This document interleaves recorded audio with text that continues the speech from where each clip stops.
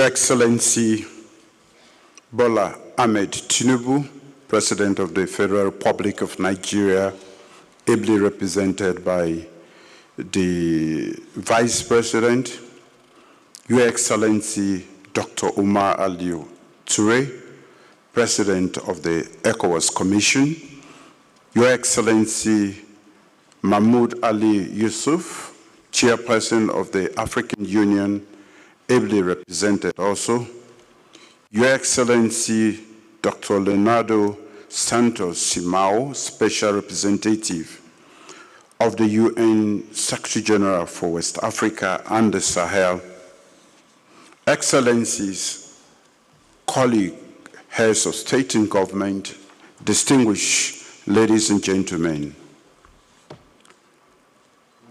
Today we meet at a moment when the past 50 years of regional history converge with the demand of our time. This 68th ordinary session is a defining moment for ECOWAS, a turning point for the future of over 400 million West Africans. 50 years ago, our founding fathers imagined a community anchored in solidarity, cooperation, and collective progress. As we mark this golden jubilee, we are called to renew that vision with clarity, courage, and above all, unity. I wish to express my profound appreciation at this juncture to His Excellency President Bola Ahmed Tinubu, his government, and the people of the Federal Republic of Nigeria for hosting us with warmth and for Nigeria's enduring leadership within our region. I also recognize their Excellencies, Mr. Mahmoud Ali Yusuf and Dr. Leonardo Santos Simao, for their steadfast partnership and shared commitment to peace and stability in West Africa and the Sahel. Our community's 50th anniversary is not only a celebration of our journey, it is also a tribute to the resilience of our citizens, the traders who build regional commerce, the farmers who fed nations through hardship, the women who held community together, and the young people whose courage and creativity continue to define our future. I assumed the chairmanship of the ECOWAS Authority with humility and determination, committed to advancing an ECOWAS that protects the dignity, security, and prosperity of all its citizens. This session is therefore an opportunity to take stock of where we are, confront the realities before us, and chart a future for the next 50 years, a future worthy of hope of our people. West Africa faces some of the most complex and evolving threats in its history. Terrorism, violent extremism, organized crime, and communal conflicts continue to destabilize communities and undermine development. The situation in the Sahel remains particularly grave. Instability in one nation is instability for all. No border can insulate us from violence or fragmentation. The courage of our defense and security forces deserve our utmost admiration. Yet, terrorist networks continue to exploit fragility and attempt to expand their influence. Our response must therefore be united and uncompromising. Security is not only a military obligation, it is a human imperative, essential for protecting families, livelihoods, and the dignity of our citizens. We must strengthen collective action, integrated intelligence systems, coordinated border operations, and the operationalization of ECOWAS standby force for counterterrorism.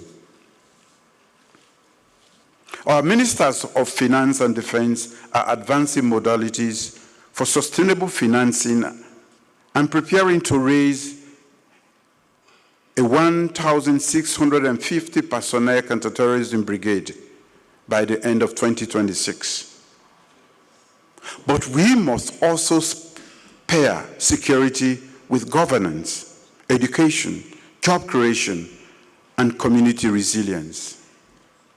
It is only through such holistic approaches that we can dismantle extremism at its roots. The architects of ECOWAS understood that democracy is inseparable from peace, justice, and development. Today, that democratic order is being tested. The resurgence of unconstitutional changes of government threaten our regional stability, undermines our citizens' rights, and weakens our collective future. The instability in Guinea-Bissau and the attempted coup d'etat in Benin remind us that democracy requires constant vigilance and principled action. On behalf of this authority, I strongly condemn the unconstitutional change of government in Guinea-Bissau and the attempt to subvert the constitutional order in Benin. I commend the rapid mobilization of ECOWAS troops and air assets, with Nigeria taking the lead to safeguard constitutional order in Benin.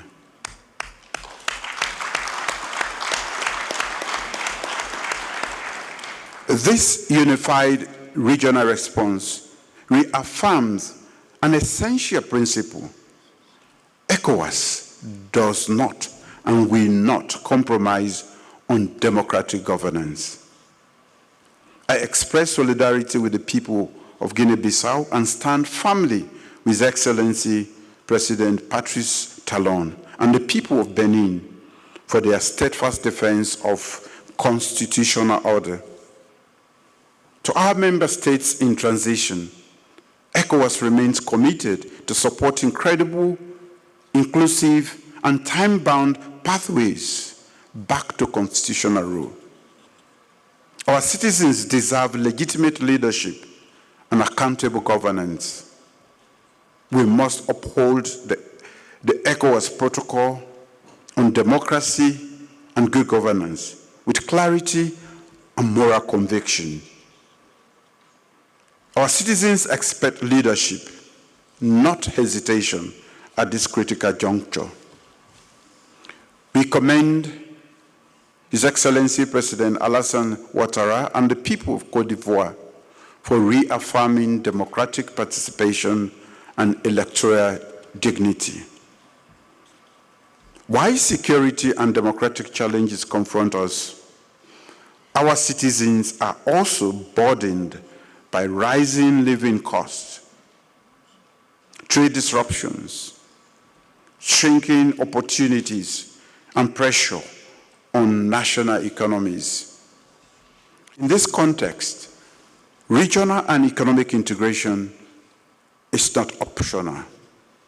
It is the bedrock of the ECOWAS vision and the foundation upon which our collective prosperity, stability, and global relevance must continue to grow. To realize this aspiration, we must deepen economic connectivity by eliminating trade barriers, harmonizing trade policies, advancing monetary convergence, and accelerating the establishment of the ECOWAS single market in alignment with the African Continental Free Trade Area. The work of the ECOWAS Convergence Council has already brought renewed momentum, strengthening fiscal and monetary coordination and enhancing confidence in our path forward to a single currency target by 2027. A common currency remains a strategic priority for our region. When achieved, it will be a transformative tool, expanding trade, reducing transaction barriers, promoting macroeconomic stability, and strengthening the competitiveness of millions of enterprises across West Africa. It is essential that we continue deepening the ECOWAS trade liberalization scheme, ensuring that our markets function with the openness and efficiency required to unlock shared growth. Yet, integration is not driven by policy alone. A truly connected region must also build the physical and digital arteries that bind our nations and communities together. Strengthening strategic cross-border infrastructure, including railways, road networks, energy grids, such as the West African Power Pool, telecommunication systems, and key transport corridors, is essential to facilitating the seamless movement of people, goods, and services. These investments, though ambitious, are catalytic. They will unlock new economic opportunities, connect isolated communities, and raise living standards across our region. As Africa moves boldly towards continental integration, our role within the AFCFTA must become more strategic. West Africa must be a driver, not a passenger, in Africa's economic renaissance. And at the center of this transformation must be the youth of our region, innovative, resilient, and resourceful. They are not only participants in our development journey, they are the authors of the ECOWAS story for the next 50 years. Regional integration must be more than a long-term aspiration. It must translate into real and measurable benefits for our citizens. It is in this spirit that I highlight a transformative development reflecting our renewed commitment to making mobility, opportunity, and inclusion truly accessible to all. Beginning 1 January 2026, our community will implement a landmark measure to reduce the cost of air travel across West Africa. Under this agreement, member states will abolish air transport taxes and reduce passenger and security charges by 25%.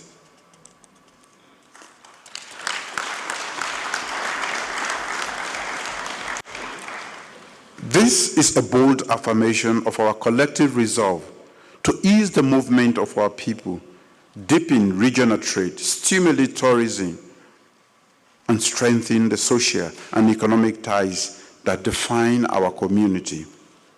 For far too long, the high cost of air travel has discouraged movement, constrained the business, and kept families apart. By lowering these barriers, ECOWAS is demonstrating leadership that is practical, people-centered, and responsive to the realities of everyday life. This reform is emblematic of the ECOWAS we are building, an ECOWAS where integration is not an abstract idea, but a tangible experience for 400 million people who call this our region home.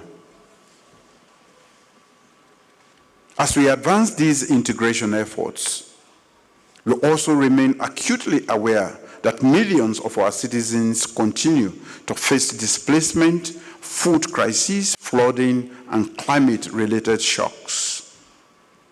This humanitarian reality calls for deeper coordination with partners, stronger early warning systems, and better funded disaster risk management. Climate adaptation is essential to safeguard food security, protect livelihoods, and build resilient communities. Women and youth who carry both the burden and hope of our region must remain central to our humanitarian and climate strategies.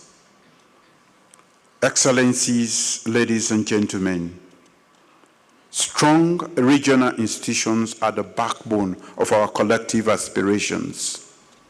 Without effective institutions, security weakens, democracy falters, and economic integration stalls. Our reform agenda must therefore prioritize efficiency, transparency, accountability, and measurable impacts across all ECOWAS institutions. Financial sustainability is essential. I urge all member states to honor their statutory obligations to ensure the continued effectiveness and credibility of our community. Our institutions must be equipped not only to make decisions, but to implement them consistently, effectively, and in the interest of our people. Excellencies, distinguished ladies and gentlemen, the challenge before us all is great. But so too is the strength of our people, and so is the promise of our community. Our unity is not optional. It is our greatest asset. History teaches that when ECOWAS acts together, we act effectively. At this crossroads, our citizens look to us for principled leadership, clarity of purpose, and the courage to shape the next 50 years of regional progress. Let us therefore approach the 68th ordinary session with renewed conviction and a shared commitment to building a peaceful, secure, and prosperous West Africa. As we look ahead to the next half-century, let us define ECOWAS not by the crises we have faced, but by the opportunities we seized, the lives we improved, and the unity we strengthened. On behalf of the government and the great people of Sierra Leone, I express my profound gratitude for your partnership and trust. May our deliberations be guided by wisdom, vision, and a shared responsibility to the future of our great region, West Africa. Thank you all.